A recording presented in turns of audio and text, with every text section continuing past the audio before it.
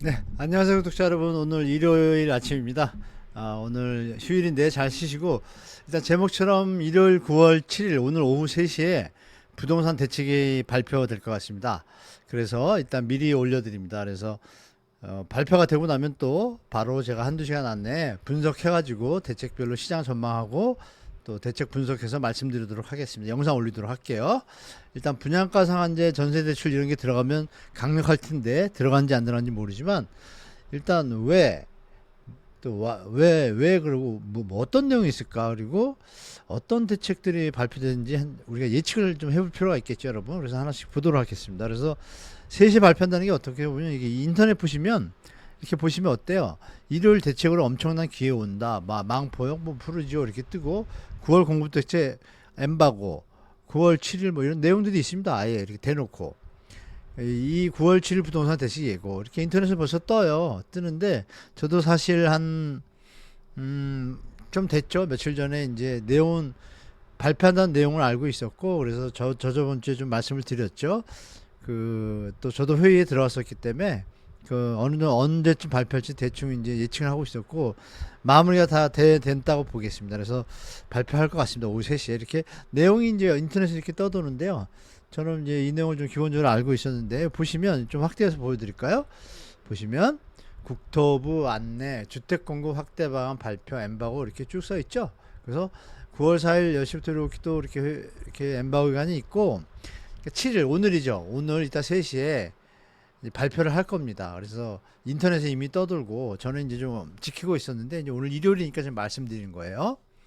그래서 이제 1차관 뭐 국토부 장관 다 나올지 모르지만 2시고 장소는 미정입니다. 그래서 보시면 확대해서 보시면 보도자료 등 배포는 2시에 하고, 합동 브리핑을 이제 3시 합니다. 3시 하면 4시 정도면 끝나겠죠?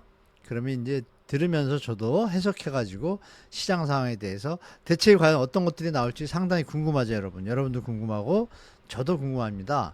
그래서 상세 일정, 사전 백 브리핑 뭐 이런 건 뭐 중간에 한 거고, 이런 내용들을 우리가 알 필요 없고, 이것은 오늘 3시에 발표한다, 이것만 보시면 되겠습니다.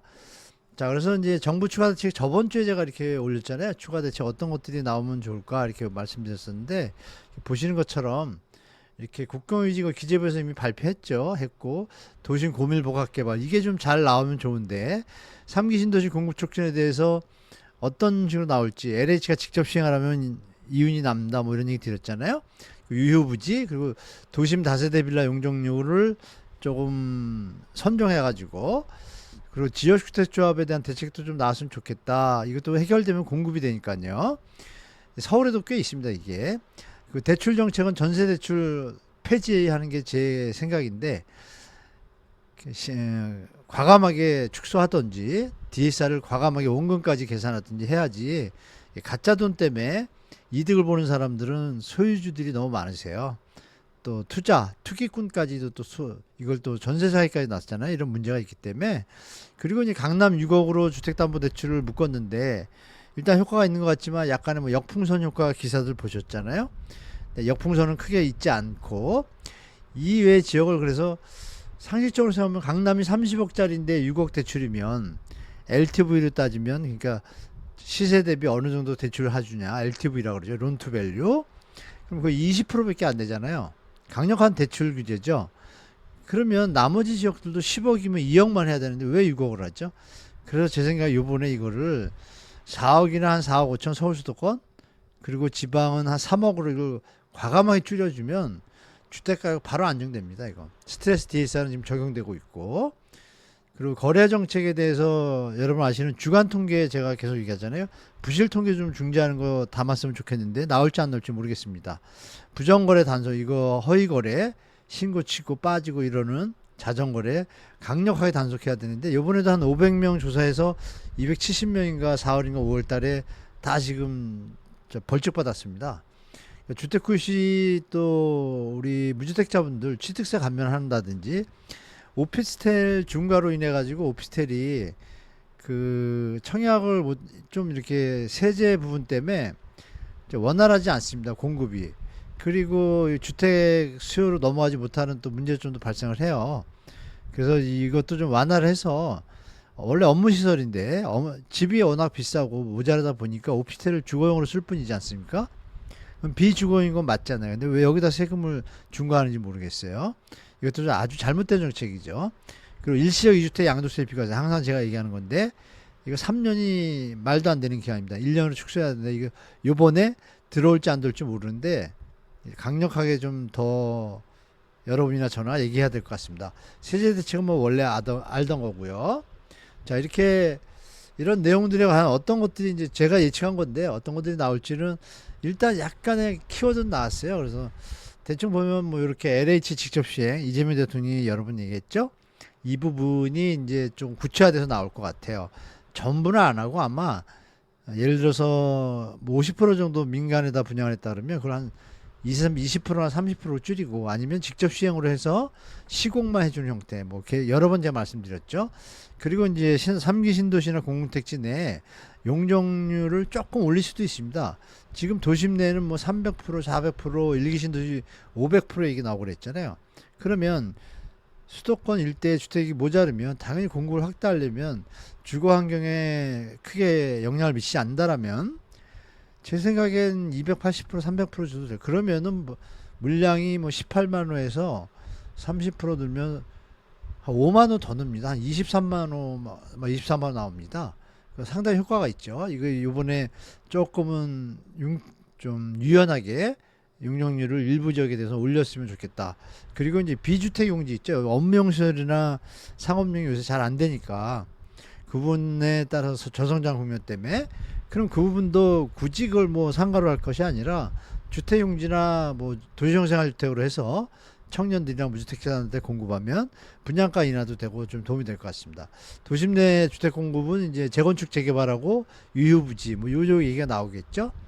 그리고 뭐 건축 인허가 단축 뭐 이 정도 나올 것 같고 부동산 시장 거래 질서는 여러분 말씀드린 것처럼 허위 거래 신고 또 주간 통계 이런 것들을 꽉 잡아야 되는데 어떻게 내용이 나올지 좀 지켜봐야 될 것 같습니다, 여러분.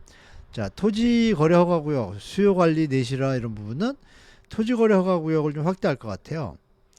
근데 이게 양면의 칼날이죠. 마용성을 만약에 확대를 해가지고 지정한다. 용산은 이미 지정이 돼 있고 마포하고 성동 뭐 더 나아가서 뭐 광진구까지 이렇게 묶어버린다고 하면 그러면 일시적으로 효과는 있지만 상반되게 여기가 투자 투기 대상이 될 수 있는 여력이 있구나라고 잘못 받아들일 수도 있으니까 그냥 놔둬도 큰 문제는 없지 않을까. 지금 거래량이 거의 없거든요. 뭐 호가만 올리고 있지 거래량이 없기 때문에 이거가 저는 계속 가기 힘들다고 보죠. 수요 측면 추가해서 이거는 이제 전세 대출 규제 이 부분이 좀 강력하게 들어가 있으면 좋겠다. 이 부분이 과연 어떻게 될까? 그리고 또 유주택자 전세 대출 이거 없애야 됩니다. 이걸로 뭐 여러 형태로 편법으로 하는 사람이 많거든요. 예를 들면 뭐 아버지가 집을 사서 유주택자가 됐어요. 됐는데 딸을 전세로 둬요. 딸은 또 전세 대출 받아요. 그러면 진짜 돈 없이 집도 사요. 뭐 이런 것도 있고 요즘 또 부부들도 뭐 그런다고 그래요. 부부가 혼인신고 안 하는 부부가 많다 그러잖아요. 그러면 혼인부 신고를 안 하고 남자분이 신랑이 이제 집을 주택담보대출 받고 부인은 전세대출로 받고 근데 같이 살아요. 뭐 이런 여러 가지 편법을 정부가 용인하고 있습니다. 특히 금융위원회가 이걸 방치하고 있는 거죠. 아주 저 마음에 안 듭니다, 개인적으로. 뻔히 알면서. 그래서 이런 것들을 이번 정부에서는 좀 잘 잡아주기를 개인적으로 상당히 바라고 부탁드려 봅니다. 자, 이렇게 오늘 일단 오후 3시에 뭐 자세한 내용이 나올 텐데요. 3시에 자세한 내용 나오면 뭐 한 3, 40분 인터뷰하고 기자 질의응답 있을 거고 또 Q&A 같은 거 있어요. 그거 보고 제가 해석해 가지고 오늘 영상 올리도록 하겠습니다. 자, 이따 오후 3시 이후에 발표되고 나서 또 다시 뵙도록 하겠습니다. 시청해주셔서 감사합니다. 행복한 한 주 되시고 이따 뵙겠습니다. 감사합니다.